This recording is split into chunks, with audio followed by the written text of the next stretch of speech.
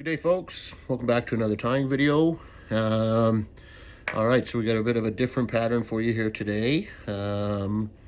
We are going to tie one of the Legend John Kent patterns. We're going to do a hog magnet. John joined us for our tying course last year and was nice enough to tie this up for the group. And although a lot of you probably have heard of this one or seen it, I thought we would do a little tutorial anyways for those of you that may have not. So we'll go ahead and get started. I've got a size 12 Daiichi 1760 and a red anodized 7/64 bead, tying with some red A-dot thread, and I'm just going to grab a chunk of uni stretch to add in some gills here.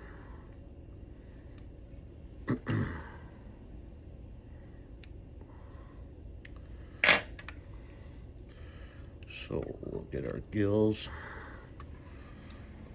tied in, pull the bead up front, and then we'll get reattached here.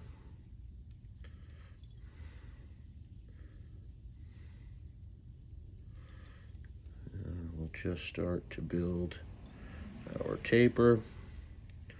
Now, when John ties these, he uses uni stretch. For where I'm tying now, he starts his taper with the uni stretch, and it just saves some time building up thread wraps. So if you want to do it that way, you're more than welcome. So we'll get our thread tied in, taper started.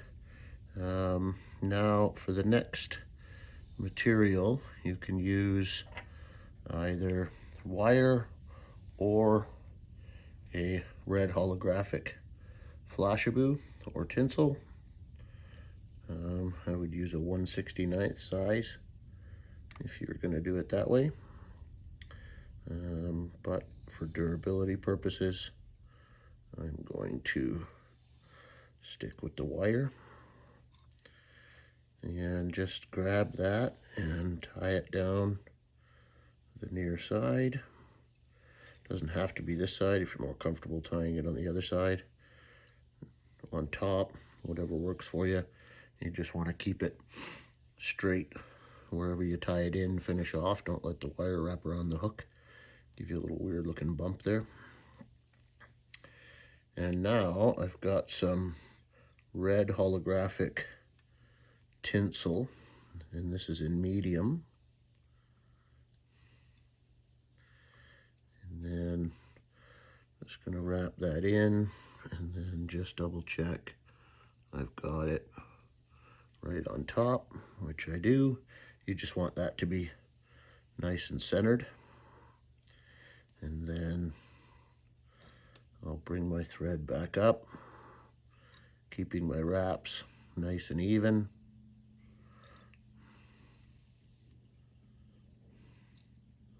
Thread control is kind of your biggest friend on these crayon patterns, so if you can get your wraps nice and tight together, if you got to slow down a little bit to do that, then by all means.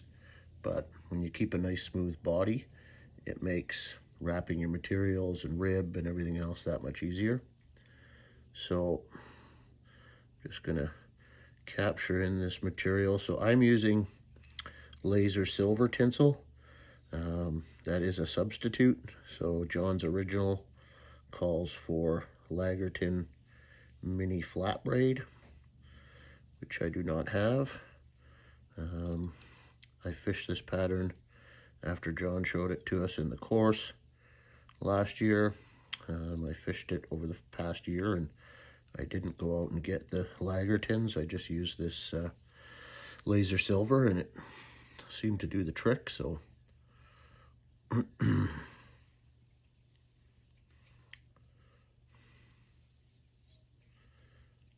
so now I'm just going to complete this taper. John's flies have a pretty substantial taper to them, so I build this up maybe a little bit more than I usually would.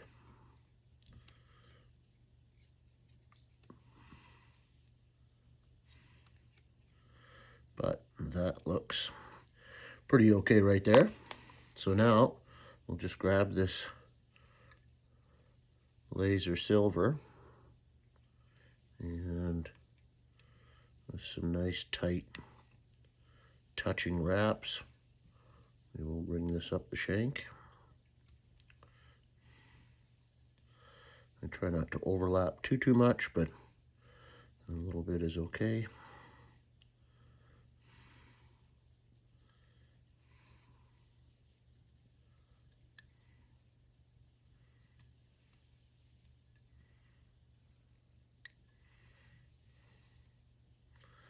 And then I'll just capture that right behind that bead with a few wraps. A couple in front, a couple in behind. And then I'll just trim this out of there. And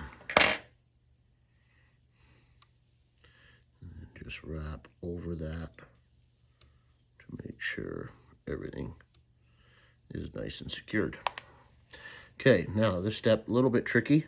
You want to pull this directly over the top if you can, and then grab a hold of that. You have to move it a little bit, that's okay. If anything, when you're doing this step, err on the side. So I'm going to wrap my rib towards the camera. So if you're wrapping away, then you'll do it opposite. But if you err on the side of your tinsel being here, as you wrap your rib, it'll kind of naturally pull it over to the side. But this looks good right where it is. So I'll just trim out that tinsel. And then if you've got it dead center, just go easy when you wrap this and make sure you pull straight down with each rib.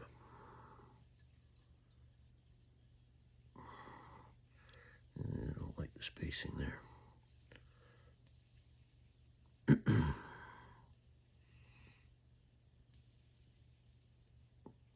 I'll try and get that where I'm happy with it. You can always kind of adjust it later.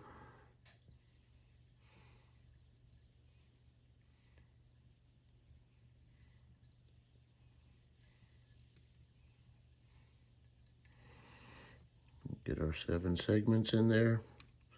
6, 7, 8, 5, anything like that is close enough.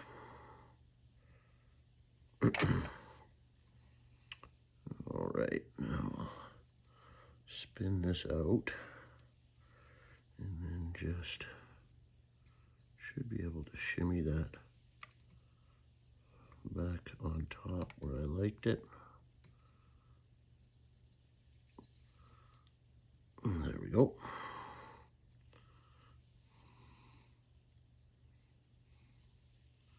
I just want to capture that little piece of tinsel so it's not hanging down.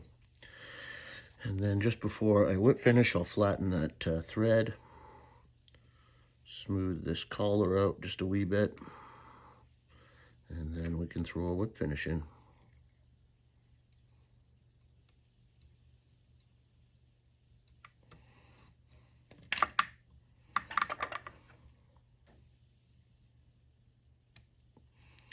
Trim out our thread, nip off those gills, and then we'll add some UV resin. I think John uses resin on his original, but may use a Sally Hansen's or Crazy Glue, whatever your preferred coating is.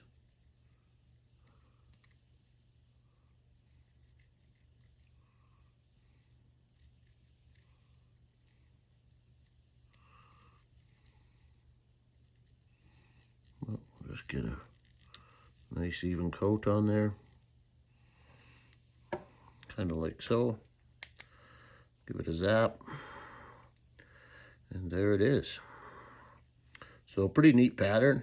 That red stripe along the back definitely garners some attention against that bright silver. And same with the red bead up top. So whether you're fishing it as a pupa or a larvae or just a straight up attractor, if you've got lakes that have crons, this thing will probably get their attention. So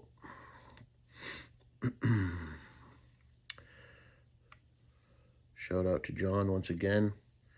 So a lot of fish get caught because of patterns like this, and took him a long time to create them. So appreciate him sharing, and stoked to be able to pass along to you guys. So there it is. That is all there is to the hog magnet. Hope you enjoyed that. I know that thing will fish well for you. It does some damage. So there it is. Thanks very much for watching. Give us a thumbs up if you liked it. Subscribe if you haven't. And until the next one, cheers and tight lines.